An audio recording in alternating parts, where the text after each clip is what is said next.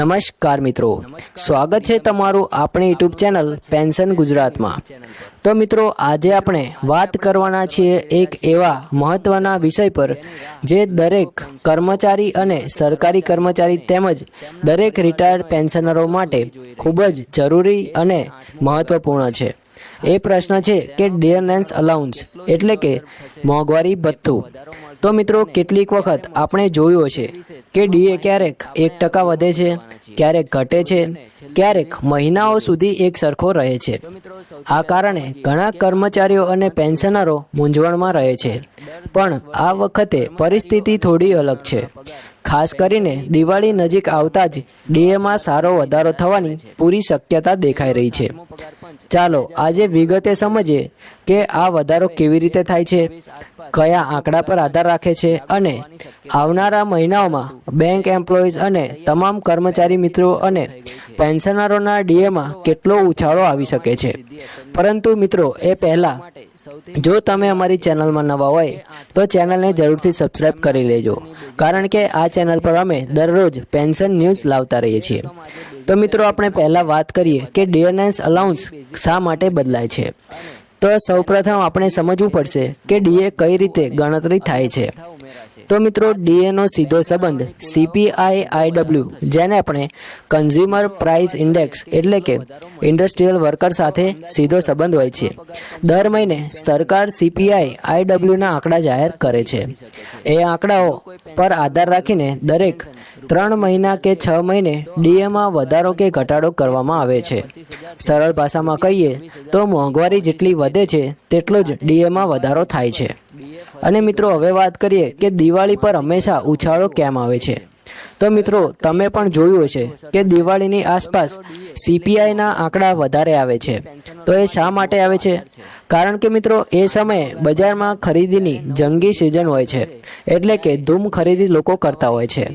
મોંઘવારીનો સ્તર થોડો વધારે ચડતો હોય છે। અને સૌથી મહત્વની વાત, સરકાર પણ ઉત્સવ પહેલા લોકોના હાથમાં થોડા વધારે રૂપિયા આવે તે માટે નીતિગત સ્તરે થોડો સહકાર આપે છે। આ કારણે દર વર્ષે દિવાળીની આસપાસ ડીએમાં વધારો થતો જોવા મળે છે।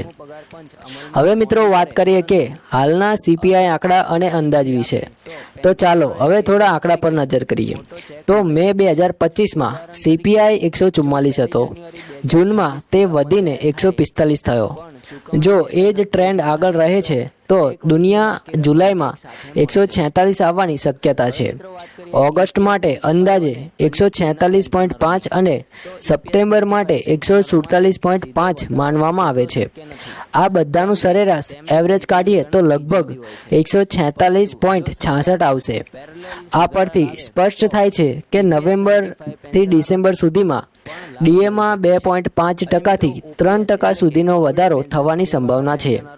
હવે મિત્રો, રેગ્યુલર બેંક એમ્પ્લોઈઝ માટે અપેક્ષિત ડીએની વાત કરીએ તો હવે જોતા જઈએ કે બેંકમાં હાલ કાર્યરત કર્મચારીઓ માટે ડીએ કેટલો વધી શકે છે। તો હાલમાં 12મો બિપાટ્રાઇટ સેટલમેન્ટ એટલે કે BPS ચાલી રહ્યો છે। એ મુજબ જૂના મર્જ થયેલા CPI પોઈન્ટ્સ ઘટાડીને નવો સરેરાશ લેવામાં આવે છે। આ ગણતરી મુજબ કર્મચારીઓ માટે ડીએમાં 2.5%થી 3% સુધીનો વધારો થવાની પૂરી સંભાવના છે। મિત્રો, 2.5% અથવા 3%નો વધારો કદાચ સાંભળવામાં નાનો લાગે છે, પણ જ્યારે એ બેઝિક પે પર જોડાય છે ત્યારે મહિને હજારો રૂપિયાનો સીધો ફાયદો કર્મચારીઓને મળી શકે છે। હવે મિત્રો, આપણે રિટાયર્ડ પેન્શનરો માટે અપેક્ષિત ડીએની વાત કરીએ તો પેન્શનરો માટે ડીએની ગણતરી થોડી અલગ હોય છે। પેન્શનરોનું ડીએ 1960 સિરીઝના CPI આંક પરથી નક્કી થાય છે। હાલ જે આંકડા છે એ પ્રમાણે એવરેજ લગભગ 9,477.31 પોઈન્ટ છે. હવે જો ઓક્ટોબર, નવેમ્બર, ડિસેમ્બર 2025ના CPI આંકડા 148, 149 કે 150 આસપાસ આવે તો એવરેજ વધીને 9,795.05 સુધી જઈ શકે છે. એનો મતલબ કે પેન્શનરોને 97 નવા DA સ્લેબ મળી શકે છે. હવે મિત્રો વાત કરીએ કે સ્લેબ પ્રમાણે કેટલો ફાયદો થશે કે કેટલો લાભ મળશે. તો મિત્રો પેન્શનરોના જુદા જુદા બિપાર્ટાઇટ સેટલમેન્ટ પ્રમાણે પર્સેન્ટેજ અલગ અલગ હોય છે. ઉદાહરણ તરીકે 5મો BPS 79 નવા સ્લેબ પર લગભગ 52.93% વધારો થઈ શકે છે.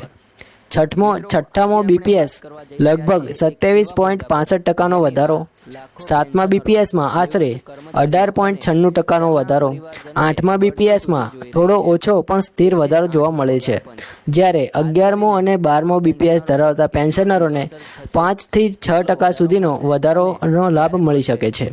આ રીતે દરેક સેટલમેન્ટ મુજબ રિટાયર્ડ થયેલા મિત્રો પોતાના હિસાબથી અંદાજો લગાવી શકે છે. મિત્રો, આજકાલ મોંઘવારીના સમયમાં દરેક રૂપિયો મહત્વનો છે, પેન્શનરો માટે તો ખાસ કરીને, કારણ કે તેમની આવક નક્કી હોય છે.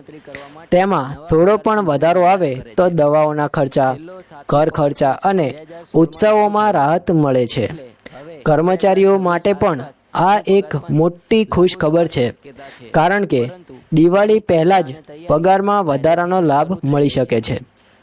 અને આ લાભ માત્ર પૈસાનો નથી, પણ એ એક પ્રકારનો આત્મવિશ્વાસ અને પ્રોત્સાહન પણ આપે છે.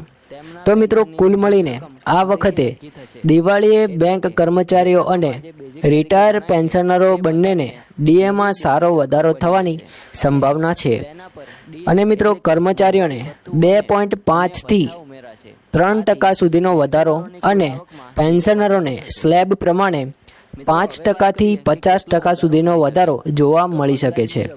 આ સમાચાર તમને કેવા લાગે મિત્રો, એ કમેન્ટમાં જરૂર લખજો, જેથી અમને ખબર પડે કે અમારા સમાચાર તમને મદદરૂપ થઈ શકે છે.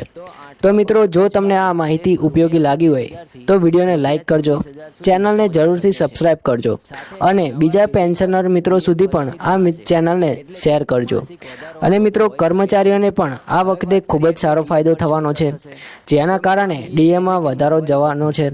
કર્મચારીઓને 2.5 થી 3% સુધીનો વધારો મળવાનો છે અને પેન્શનરોને પણ સ્લેબ પ્રમાણે 5% થી 50% સુધીનો વધારો જોવા મળી શકે છે.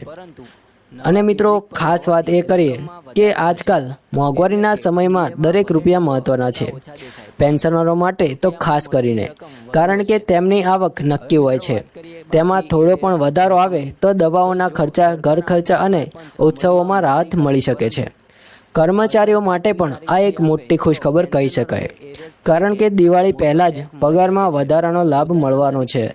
અને આ લાભ માત્ર પૈસાનો નથી, પણ એ એક પ્રકારનો આત્મવિશ્વાસ અને પ્રોત્સાહન આપે છે. તો મિત્રો, જો તમને આ માહિતી ઉપયોગી લાગી હોય તો આપણે મળીશું આવી જ માહિતી સાથે.